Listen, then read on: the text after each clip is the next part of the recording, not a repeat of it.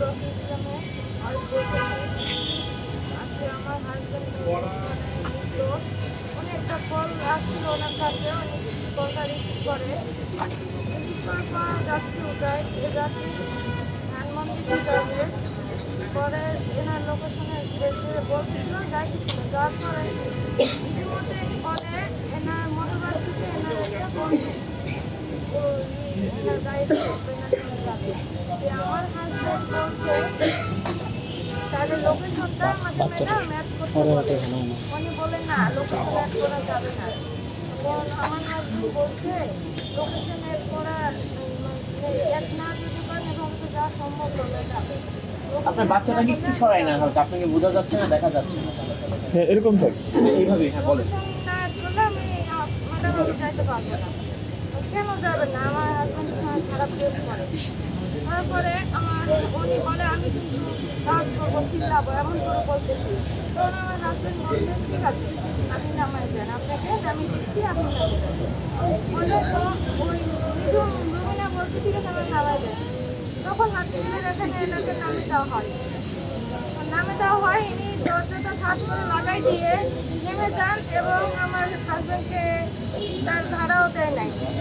পরে ইনি এনার জায়গায় চলে যান, আমার হাজব্যান্ডের মতো চলে যান। পরে ইনি বলছেন যে আমার হাজব্যান্ড নাকি তাকে কিডন্যাপ করার চেষ্টা করছে, বিভিন্ন ইতে এনাকে ভাসাইছে।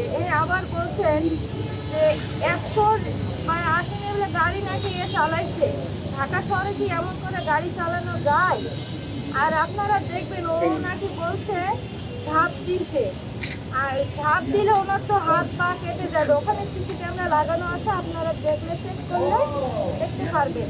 আর এই ঘটনাটা ঘটছে দুপুর 12টার সময়। 12টার সময় কি অ্যাপসের মাধ্যমে কাউকে কিডন্যাপ করা সম্ভব? তাহলে ওই যে যিনি অভিযোগ করতেছেন নিজুম রুবেনা, উনি মানে আপনাদের মিথ্যা বলছে, উনি যেটা বললেন ওনার এগুলো সব সাজানো নাটক। উনি ভাইরাল হওয়ার জন্য এগুলো বলছে আমার স্বামীকে ফাঁসাতে। আমরা দিন আনি দিন খাই। আজকে আমার হাজব্যান্ড নাই, এই যে ওনার পিছনে এত টাকা খরচ হচ্ছে, আমি কোথায় পাবো? আমি মানুষের থেকে হাওলাত করে নিয়ে চলতেছি, মানুষ আমার কতদিন দিবে? আমি নিঃস্ব। আপনারা আমার পাশে দাঁড়ান। দেশের সরকার বর্তমান ডক্টর ইউনূসকে আমি যখন বলতেছি, উনি যদি আমার ভিডিওটা দেখে থাকে তো আমার সহযোগিতা করুক, আমার পাশে দাঁড়ান, আমার স্বামীকে ন্যায় বিচার পায় দেখ।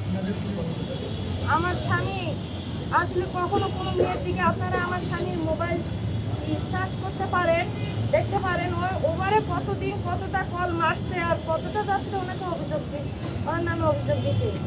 ও কোনোদিনও একটা মেয়ের দিকেও মানে চোখ তুলে তাকায়নি। মেয়েদের যথেষ্ট সম্মান করে। আমার 8 বছর ওনার সঙ্গে ঘর করা হচ্ছে। আচ্ছা, উনি ঘটনাটা ঘটার পরে আপনাকে বিস্তারিত বলছে এগুলো যে সঙ্গে সম্মান করলো নিজুম রুবেনা, তারপরে আপনার হাজবেন্ডের সাথে তো আপনার কথা হয়েছে। তো উনি তখন ওই সময়টা সিচুয়েশনের কথা কি বলছিল, মানে সময় কি ঘটেছিল আসলে?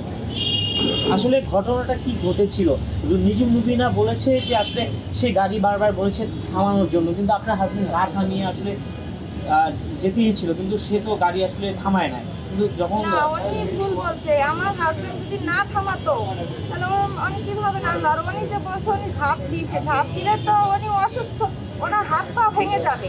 আবারও বলছে উনি 180 স্পিডে গাড়ি চালাইছে। এভাবে যদি চালায় আর উনি যদি থামাতে বলে, স্লো করে নামায়, ওনার যদি উদ্দেশ্য থাকতো ওনাকে কিডন্যাপ করার। আর উনি বলছে, আবার উনি এটাও বলছে যে ওনাকে স্প্রে করে ওনাকে নাকি কিডন্যাপ করতে পারতো। তাহলে তো আমার স্বামীর যদি ওটা যদি ওই রকমই যদি ওনার থাকতো, মনের মধ্যে শয়তানি থাকতো, তাহলে তো তাকে কিডন্যাপ করে নিত, তাকে তো নামাই দিত না। আর গাড়ি যদি 100 স্পিডে গাড়ি চালাতো তাহলে কেন সে স্লো করবে? কিডন্যাপ করার উদ্দেশ্য থাকলে কেন তিনি এই করবে? তাহলে বক্সে তাহলে স্প্রে থাকতো, স্প্রে মারেই দিত, ওনাকে যাওয়ার সুযোগ দিত না। আর উনি তো তাহলে গাড়ির জানলাটা লক করে রাখতো, লক করে রাখতো না। লক তো খুলে উনি আর আওয়াজ করতে পারতো না।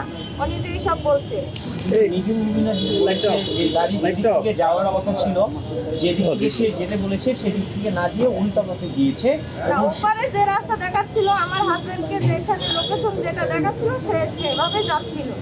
উনি বলছে ওনার বন্ধু যাবে মধ্যবাগ কি বলতেছে এখান থেকে যাবে মধ্যবাগ থেকে, যে আমার হাজবেন্ড বলছে আপু আপনি লোকেশনটা অ্যাড করতে বলেন। ও নিজের রুবিনা বলছে না লোকেশন অ্যাড করা যাবে না, লোকেশন অ্যাড, আমার হাজবেন্ড বলছে লোকেশন যদি অ্যাড করা না যায় তাহলে এভাবে ওভারে তো দেখা যায় যান না, আমি এভাবে যেতে পারবো না, আপনি অ্যাড করেন তাহলে আমি যাব, নাহলে আমি যাব না। এই বলাতে আমার বাবা মানে আমার হাজবেন্ড এটা এতে ওনার আসলে একটা রাগ, যে সামান্য একটা ড্রাইভার হয়ে আমাকে এভাবে নামিয়ে দিল, এজন্য উনি আমার স্বামীর বিরুদ্ধে সব মিথ্যা ছড়াচ্ছে। তার মানে আপনি বলতে যাচ্ছেন যে এটা রাগের জন্য বলতে, যে আমাকে মানে তাকে নামিয়ে দিয়েছে কিন্তু সে বলেছে আসলে গাড়ির থেকে তো সে ধাপ দিয়েছে, আমি এটাকে আপনি মিথ্যে বলতে যাচ্ছেন? আমি কেন মিথ্যে বলতে চাবো, এনি মিথ্যে বলছে, এনে আমার হাজবেন্ডের সঙ্গে এসব নিচে ভাইরাল হচ্ছে, বাইরে বাইরে বলছে। আমার হাজবেন্ডের উদ্দেশ্য থাকলে তো ওনাকে নামাই দিত না। আপনারা সিসি ক্যামেরা চেক করেন, সিসি ক্যামেরা ওখানে তো আছে, সিসি ক্যামেরা চেক করলে তো জানতে পারবেন আসলে সেদিন ঘটনাটা কি হয়েছিল দুপুর 12টার সময়, আপনারা চেক করলেই জানতে পারবেন।